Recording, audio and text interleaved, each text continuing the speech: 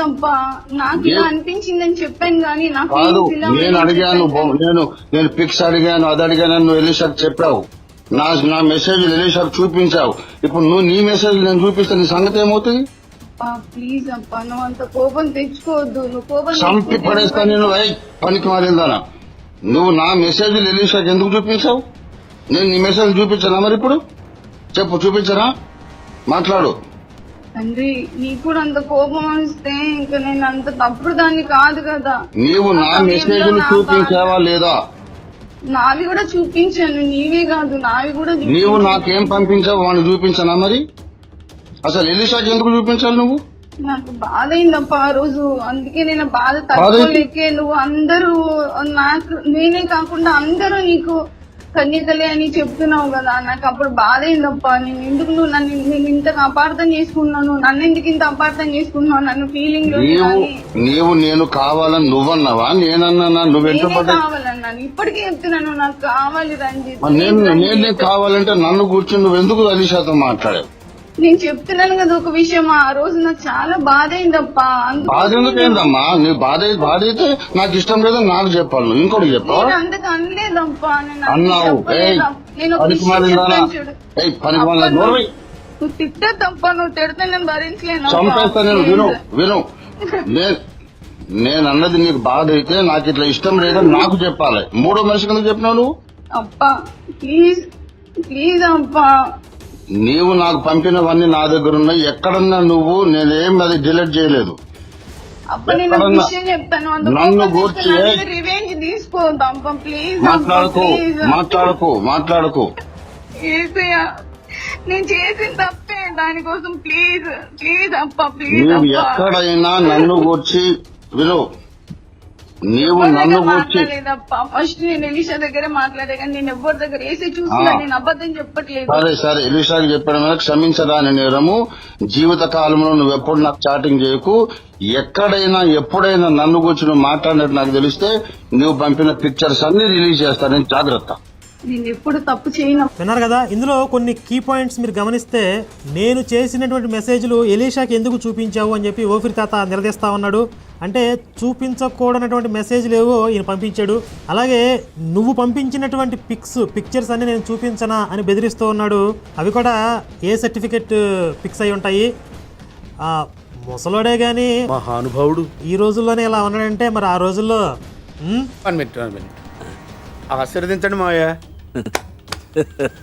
అలాగే ఆ అమ్మాయి ఒక మాట అంటుంది, అసలు నాకు ఎందుకు బాధ కలిగింది అని అంటే, నేనే కాదు ఈ చుట్టూ ఉన్నటువంటి, అంటే ఆ విశ్వాసులు అయ్యి ఉండొచ్చు, ఈ విశ్వాసుల్లో ఉన్నటువంటి అమ్మాయిలందరూ కూడా నాకు కన్యకలే అన్నాడంట ఓఫిరు.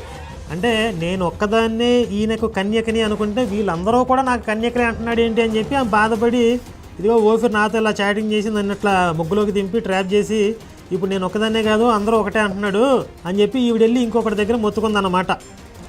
అంటే ఇక్కడ ఓఫిర్ తాత ఎలా క్రియేట్ చేసి ఉంటాడు, బైబిల్లో యేసు పెండ్లి కుమారుడు, సంఘం వధువు అని చెప్పి ఒక ఉపమానం లాంటిది ఒకటి ఉంటుంది. దాన్ని సిమిలర్గా తీసుకుని సంఘ కాపరి, పెళ్లి కుమారుడు, విశ్వాసులందరూ కూడా ఆయనకి కన్యకలు, వధువులు అని చెప్పి క్రియేట్ చేసి ఉంటాడు మనోడు. వేదాల్లో యేసు అని ఇదిగో ఈ పోలిక అదే, ఈ ఇక్కడ చెప్పిన దాని అర్థం యోగిక అర్థం అదే అని చెప్పి ఇట్లా క్రియేట్ చేస్తూ ఉంటాడు కదా. అలాగే యేసు స్థానంలో ఈయన్ని పెట్టుకుని ఆ నవవధువులు కన్యకల స్థానంలో విశ్వాసాలు పెట్టేశాడు అనమాట. ఇది ఓఫిర్ తాత తెలివి. అలాగే ఇంకో ముఖ్యమైన పాయింట్ అందులో, నేను కావాలని నువ్వు వచ్చావా, నువ్వు కావాలని నేను వచ్చానా అంటున్నాడు. అంటే ముందు ఆ అమ్మాయి వచ్చిందనమాట, అది ఒప్పుకుంది కూడా, నేనే వచ్చాను, ఇప్పటికీ నువ్వు నాకు కావాలి రంజిత్, అబ్బా బాబీ అంటుంది. సరే ఆవిడ వచ్చింది, వయ్యారం అంటే సింహారం ఎరిపెక్కింది అన్నట్లుగా మరి ఓఫిర్ తాతకి వయసు వచ్చింది. తుట్టుపురికి రెక్కలు వచ్చిన ముసలాడికి వయసు వచ్చిన పట్టపగ్గాలు ఉండమంటారు. అలా ఓఫిర్ తాత ఇప్పుడు మరి విజృంభిస్తూ ఉన్నాడు. సరే ఓఫిర్ మీద వస్తున్నటువంటి ఈ ప్రాపగాండా, ఈ ప్రచారాల గురించి, జరుగుతున్నటువంటి వ్యవహారాల గురించి అతనేం సమాధానం చెప్తున్నాడు ఒక వీడియోలో అనేది ఒకసారి చూద్దాం మనం. దావీదు ఊరియా భార్యను ఆశించి ఆమెను దగ్గర తీసుకున్నాడు, ఆమెకు గర్భం వచ్చింది, మళ్ళీ ఇది కప్పెట్టుకోవడానికి అవన్నీ జంపించాడు, ఇవన్నీ చేశాడు. కనుక దావీదు రాసినటువంటి కీర్తనలు ఉన్నటువంటి బైబిల్ మీరు వాడద్దు. సొలొమోను కామాతురుడై అనేక మంది స్త్రీలను ఉంచుకొని వచ్చను, విగ్రహారాధన కూడా చేశాడు. తర్వాత రికవర్ అయినాడు ఏమో అనేది తెలియదు, కానీ ఆయన రాసినటువంటి గ్రంథాలు ఉన్నాయి 3. సామెతలు, ప్రసంగి, పరమగీతం, కీర్తనలో కూడా ఒకటి రెండు ఉన్నాయి. అయితే నీ జీవితంలో ప్రాచీన కాలంలో ఏదో ఒక తప్పు జరిగిందని చూపెట్టి ఏ భక్తులన్నా తీసేయాలంటే అలాంటి భక్తులు రాసినటువంటి లేఖనాలు ఉన్నాయి కనుక మరి బైబిల్ కూడా తీసేయాలి. కనుక నన్ను ధారాళంగా వదిలేసేయచ్చు. ఏ లోపము లేని మనుషులు మాత్రమే రాసిన ఒక బైబిల్ పట్టుకోవాలి నువ్వు. ఓకే, ఊరికే నవ్వాలనిపించింది ఫ్రెండ్స్. నేను తప్పు చేశాను కాబట్టి నేను పనికిరాను అనుకుంటే మరి బైబిల్లో దావీద్ చేసింది ఏంటి, బైబిల్లో సొలొమోన్ చేసింది ఏంటి, వాళ్ళు రాసినటువంటి కీర్తనలు, సామెతలు, ప్రసంగి, పరమగీతం మీరు ఎందుకు చదువుతున్నారో అని చెప్పి ఓఫిరు వాళ్ళ విశ్వాసుల్ని సూటిగా సుత్తి లేకుండా ప్రశ్నిస్తూ ఉన్నాడు.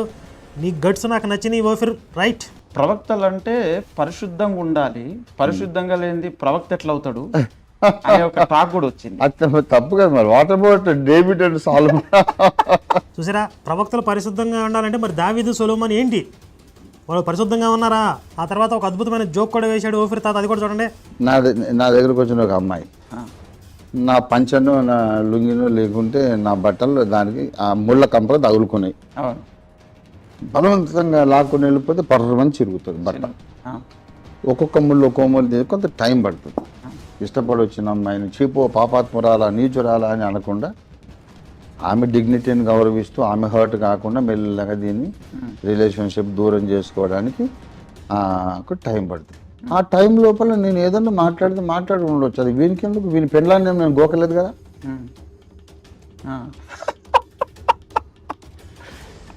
నా పంచ నేను లాక్కోవడానికి లౌక్యంగా కొన్ని మాట్లాడుంటా. ఓకే, అది నా లౌక్యము, అది నీకెందుకు? ఇప్పుడు ఆ స్క్రీన్ షాట్ బయట పెడతా పబ్లిక్ లో అంట. ఏం దానివల్ల ఏం ప్రూవ్ చేస్తారు వాళ్ళు? యేసు దేవుడు కాదని ప్రూవ్ చేస్తారా? లేకుంటే ఓపీ గారి పిలువబడలేదు? ఇప్పుడు దావీదు స్క్రీన్ షాట్లే బైబిల్లో ఉన్నాయి. అవును, దావీదు స్క్రీన్ షాట్లు, సొలొమోన్ స్క్రీన్ షాట్లు బైబిల్లో ఉన్నాయి. మళ్ళీ నా స్క్రీన్ షాట్ అంతకంటే గొప్పగా ఏమి ఉండదు. ఓకే ఓకే, నా స్క్రీన్ షాట్ దావీదు కంటే సొలొమోన్ కంటే గొప్పగా ఉండదు.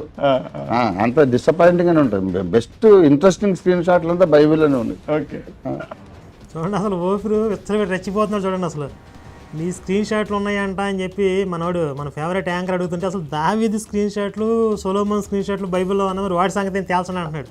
యేసుప్రభు వారు కూడా మరి బైబిల్లో ఆయనకు 60 మంది రాణులు, 80 మంది ఉపపత్నులు, లెక్కకు మించిన కన్యకలు కలరు, అయినా నా పావురమున నిష్కళంకురాలు ఒకతే అని చెప్తాడు. మరి యేసుకు కూడా 60 మంది రాణులు, 80 మంది ఉపపత్నులు, లెక్కకు మించి కన్యకులు ఉన్నారంట. మరి యేసు సంగతి ఏంటి అంటున్నాడు. నా దాకా వస్తే అసలు బైబిల్ ఏంటి, బైబిల్లో ఉన్న ప్రవక్తలను ఏంటి, యేసునేంటి, ఎవరిని వదిలిపెట్టనని చెప్పి ఎంత ధైర్యంగా మాట్లాడుతున్నా చూడండి Ophir. That is the power of Ophir. విశ్వ చరిత్ర రాసిన రంజిత్ ఓఫిర్. నేను ఏదైనా తప్పు చేస్తే చేసిందేమో, పోయిన ఆదివారం నేను యేసు రక్తంతో కడుక్కున్నా, అది కొట్టివేయబడింది, అయిపోయింది అని మీరు చెప్పారు. ఆ క్లిప్పులు పెట్టి నాకు తప్పు చేసిండు, ఆదివారం అయిపోయిందంట అంటే అందరు ఇట్లనే చేయొచ్చా, అట్లా ఇట్లనే చేసుకుంటూ పోతే ఎలా ఉంటది అని. అవును, చేయమనండి. ఇప్పుడు ఆ తప్పు క్షమిస్తాడు లే అనే ధైర్యముతో తెగించి చేస్తే క్షమాపణ ఉండదనే ప్రసంగాలు కూడా నేను చేశాను. కనుక వాళ్ళకి మైండ్ దొబ్బేసింది మొత్తమే. నన్ను విమర్శించేవాడు ఎవడైనా మైండ్ దొబ్బేస్తేనే విమర్శిస్తాడు, లాజికే పోతుంది అనమాట. చూసారా, ఓఫిర్ని విమర్శిస్తే వాడికి మైండ్ దొబ్బేసింది అంటున్నాడు. అంటే వాడు పాస్టర్ అయినా, క్రైస్తవుడైనా, బైబిల్లో ప్రవక్తలైనా, ఏసైనా, ఎవరైనా సరే ఓఫిర్ని విమర్శిస్తే వాడికి మైండ్ దొబ్బేసినట్టే అంటున్నాడు. అలాగే చేసిన పాపాలు ఆదివారం యేసు రక్తంతో కడిగేసుకుంటాడంట. ఆ ఫెసిలిటీ ఉంది కాబట్టి నాకేం చింత లేదు, చింతలేనమ్మ సంతలో నిద్రపోయింది అన్నట్లుగా ఈయన పాపాలు చేసినా కూడా మన వాళ్ళు ప్రభు కడిగేస్తా ఉన్నాడు కాబట్టి నాకేం ప్రాబ్లం లేదు అంటున్నాడు. మరి ఓఫిర్ చెప్పేది కూడా కొంతవరకు నిజమే కదా. మరి క్రైస్తవులు కావచ్చు, పాస్టర్లు కావచ్చు, ఇదే పాయింట్ని మత ప్రచారంలో వాడుతూ ఉంటారు. మా దేవుడు పాపాలను క్షమిస్తాడు, పాపులను క్షమిస్తాడు అని చెప్పి.